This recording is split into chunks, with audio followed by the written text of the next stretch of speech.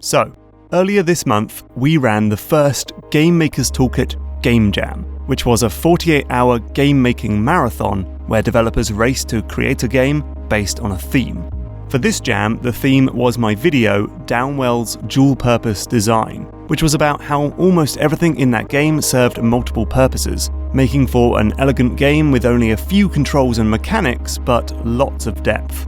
The developers in the jam took this idea and really ran with it, making games where mechanics serve multiple purposes, where weird and disparate parts of the game are linked together, and where a single idea is twisted and evolved to solve all sorts of problems. It made for games with tricky decisions, with surprising outcomes, with elegance and depth. To be honest, I was just blown away by the imagination and quality on show in pretty much every game, and I was even more surprised by the sheer number of games that were submitted. I was thinking we'd maybe see 50 entries, 200 as an optimistic guess, 300 odd as something really impressive to report in this video, but by the time submissions stopped, we saw a whopping 770 games submitted. It was one of the biggest game jams in itch.io's history. Which meant that it took a bit longer than I was expecting to judge all of the games. Don't worry, I didn't play all of them myself. I had a wonderful team of volunteers to help me pick the very best games. And that's what this video is all about. We looked at every game and judged its innovation, its adherence to the theme, its aesthetics and feel, and its overall quality as a game. And that let me pick the top 20 best games of the jam. But first, some honourable mentions. 50 Steps is a boxy game where rolling hurts you, so pick up pills to get health back. It forces you to make every move very carefully. Carly the Bricklayer is a weird and wonderful game about laying bricks with the help of 6 different arms. It's almost impossible to play with any real competence, but it's interesting nonetheless. Same goes for Kijion, which is more like a game-making engine than a game. You simply hammer on the keyboard to make a dungeon that's filled with pathways, enemies, items, and hazards. This could be a really cool puzzle game if the developer ran with the concept. Ninja Boy is a simple but fun game where you dash through enemies and objects. Grafsplosion is Bomberman as a puzzle game. You drop ticking time bombs as you move about the grid with the aim of creating huge combos and, hopefully, not blowing yourself up in the process. Amazing Cat is a cute turn-based battle game where charging up an attack also lets you leap over several tiles at once. Arrowless Archer is not polished or pretty, but it certainly is ingenious. You'll use arrows and swords as both weapons and ladders as you climb up the screen and grab weapons from mid-air. Command Prompt is a cute top-down shooter where killing enemies can also affect the game in weird ways, like changing gravity, speeding up and slowing down time, and even muting the sound and rolling the credits. And Kugelhagel is a tiny game where you can jump on your bullets to ride them like a surfboard. It's cute, simple, and has a lot of promise. In Trouble in Space, you build up speed to blast through enemies and drop bombs to open doors. You'll need to manage losing and gaining health carefully, turning this zippy arcade game into a thoughtful puzzler about position and space. In Bad Juju, you kill enemies to get juju and then use that to slow down time when you're in a tight spot. It feels great with just the right amount of screen shake. Super Grapple Duck feels great too, especially when you toss your hookshot through a queue of squishy ghosts. Splatterpuss Bubblegum is a colourful turret shooter where a big health bar will hide enemies, and Blaster Ball is a mace-swinging arcade brawler that works wonderfully with an analog stick. Finally, Umbrella is a game where your umbrella is a weapon, a shield, a way of floating around, and more. I could do this all day, to be honest. There were so many great games. But let's move on to the very best stuff. Roaring Streets is a puzzling game where everything is turn-based, from movement to animations to switching your gun. In fact, every few steps you take, your gun will automatically change. And because different guns are needed for blasting different ghosts, you'll really need to think ahead so you'll be in the right spot when you change weapon. It will see you get stuck in tricky situations before you finally switch to the right gun and shoot your way out. Vintage Flashlight is about how the same mechanic can both help and harm you. You wander through a dark house with a candle, which is controlled by the mouse, and you can use it to burn your way through planks of wood, which is handy, or make boulders land on your head, which is less handy. Careful decisions and forward thinking are a must.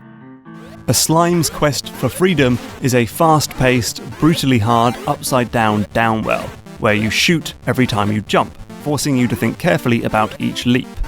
Enemies who get killed can turn into platforms, like the frozen dudes in Super Metroid, so baddies are not just nuisances, but a key part of your survival. Is one of the many games that took the route of shoot to move, but this one maybe did it best. You find yourself firing around a lab, blowing away mines, and blasting yourself forward. By linking shooting to movement, the game gives you tricky, low-level decisions as you constantly swap between offense and defense. This one is hard as nails, mind you. I can't even do the second level. In Geflect, the only way to attack is to deflect shots back. So you line yourself up, wait with bated breath, then let loose a parry.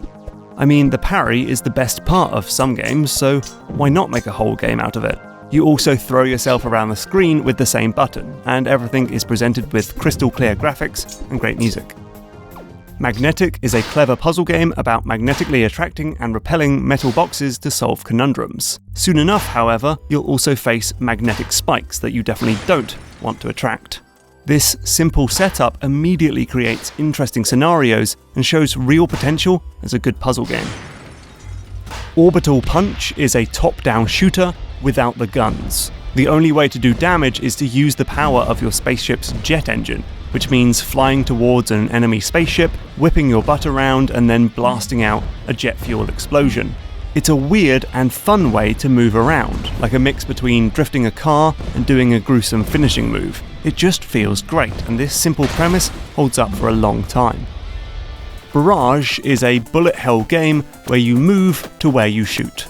And this is quite easy to pick up in the side-scrolling tutorial area, but a lot harder when the screen zooms out to reveal a free-roaming battlefield. There's no running away from enemies while shooting behind you like you do in a lot of twin-stick games, because attacking a foe will draw you in nice and close, meaning you need to think very carefully about maintaining distance.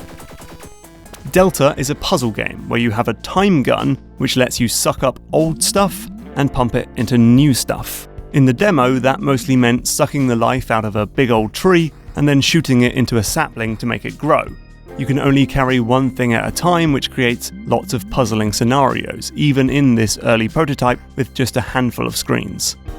Plover Parent is a wacky platformer that feels like I could have played it on the Amiga back in the day. You play as an alligator and you can press X to make your plover bird buddy start spinning around in a circle.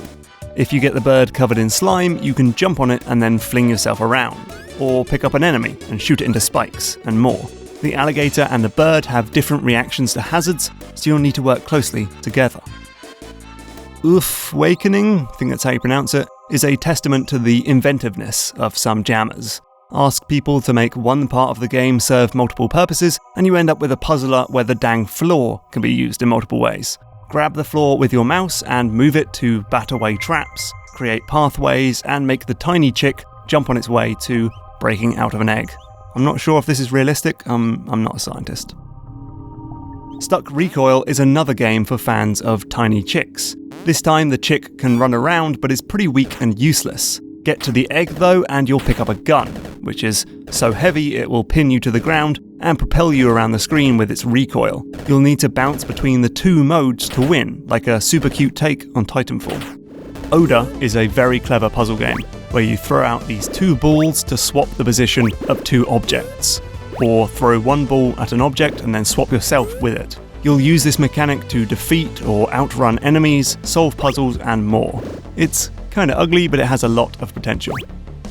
Void is a clever bullet hell shooter where your gunfire reveals what's happening in the dark. The more bullets on screen, the less light they cast, so short bursts of fire are preferable. It's clever and interesting. HOPSHOT is a turn-based puzzle shooter. When you move, so do your enemies, and they all have very specific and predictable behaviour as noted by the cards at the bottom of the screen. So, when you move, they move, or when you shoot, they shoot. You've got to take advantage of their cooldowns and puzzle out the perfect way to outsmart these enemies. It's just a shame that you can't trick them into shooting each other. A Tale of Wind and Sea is a gorgeous 2-player game where you must share a controller with a friend. It's all about creating trails behind you to power your movement and guard your orbs from your opponent. And then you can dive into the other side of the screen to attack your pal's orbs. The controls are a bit tricky, but it's a very interesting game. PowerCore is a tower defense game where you play as a big cube of electricity, and you'll use this cube for everything: to stun enemies, scoop up power nodes, power up turrets, make new turrets, and heal your tower. By having everything go through this one brick, it becomes a game about prioritization, proximity, and physics. Lockstep is a clever game that plays with this idea that the camera zooms in when two characters are close to one another in a co-op game. Only the world doesn't move or change size, so you can use this to make yourself bigger or smaller to get around a maze and bounce on springy pads. My favourite part is that it can be played solo or in co-op, all in the exact same mode. Resize is a game where you literally resize the game's window to block lasers, bypass spikes, and reveal more parts of the level. It's a bonkers game, turning the very construct of the game itself into a helpful ally that can serve multiple purposes in the game. And finally, SuperFunkyLightShow is an excellent arcade shooter where everything does multiple things. You've got a bow, which can fire instantly for a small amount of damage, or charge it up for a piercing blow. Dead enemies turn into ghosts who must be captured to give you ammo and a score multiplier, and it even has a cool death system where you can respawn if you shoot some targets in time. The game is manic and feels great. You should polish this one up and release it as a full game. So there we have it. Like I say, there were so many terrific games. You can go play them all over at itch.io, so definitely leave the names of your favourites in the comments below. Thanks again to everyone who participated, the guys who helped me set it up in the first place, and everyone who helped judge almost 800 games. Let's never do this again. Just kidding. We learnt a lot about game jams, so hopefully we can put that new knowledge into practice in the future. But for now, back to your regularly scheduled YouTube programming.